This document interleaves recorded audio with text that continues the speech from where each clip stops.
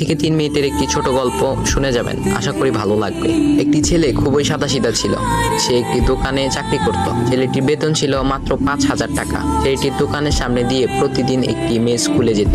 মেয়েটি প্রতিদিন বোরকা পরে যেত, কিন্তু প্রায়ই মুখটা খোলা থাকতো। একদিন হঠাৎ করে ছেলেটির নজর পড়লো মেয়েটির দিকে। এভাবে বেশ কয়েকদিন যাবার পর মেয়েটি বুঝতে পারলো ছেলেটি তাকে লক্ষ্য করে। মেয়েটিও বাঁকা চোখে ছেলেটির দিকে তাকাতে শুরু করলো। ছেলেটি মেয়ের চলাফেরা দেখে মুগ্ধ হলো।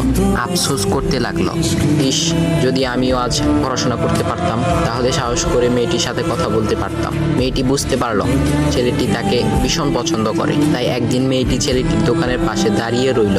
তখন ছেলেটি দুপুরের খাবার খাওয়ার জন্য দোকানের বাইরে আসে। সে চায়ের দোকানে গিয়ে 5 টাকার একটি রুটি খেয়ে পানি পান করে আসতে লাগলো। তখন মেয়েটি তার কাছে গেল। তুমি ভাত খেলে না, রুটি দিয়ে পেট ভরবে? তখন ছেলেটি মেয়েটিকে দেখে অবাক হয়ে গেল। তখন ছেলেটি বলল, আমি ভাত খেলে আমার মা, বাবা আর ছোট বোনকে কি খাওয়াবো? মেয়েটি শিক্ষিত, তাই অল্পতেই বুঝে গেল। সে হাত ধরে বলতে লাগলো, তাহলে তুমি যে আমাকে পছন্দ করো, আমাকে কি খাওয়াবে? তখন ছেলেটি বলল, আমি তো তোমাকে আপন করে পাওয়ার জন্য দেখি না, কারণ সে যোগ্যতা আমার নেই। তবে এটা সত্যি যে তোমাকে দেখলে আমার খুব ভালো লাগে, তাই দেখি। মেয়েটি ছেলেটির কথা শুনে চোখের পানি ধরে রাখতে পারলো না। সে বুঝে গেল ছেলেটির চরিত্র ও ভাবনা অনেক সুন্দর। সেদিন মেয়েটি চলে গেল। বাসায় গিয়ে রাত্রিবেলা মেয়েটি অসুস্থ হয়ে পড়লো। পরে তাকে ডাক্তারের কাছে নিয়ে আসা হলো। বলা হলো মেয়েটার 2টি কিডনি নষ্ট হয়ে গেছে। তখন মেয়ের বাবা ফোন করলো তার বন্ধুর ছেলেকে, যার সাথে বিয়ে দেওয়ার জন্য সে পাগল। কিন্তু মেয়েটি তার বাবার পছন্দের ছেলেকে বিয়ে করতে রাজি না, কারণ সে ছেলেটি টাকা থাকলেও কি হবে, তার চরিত্র খারাপ, সে লোভী।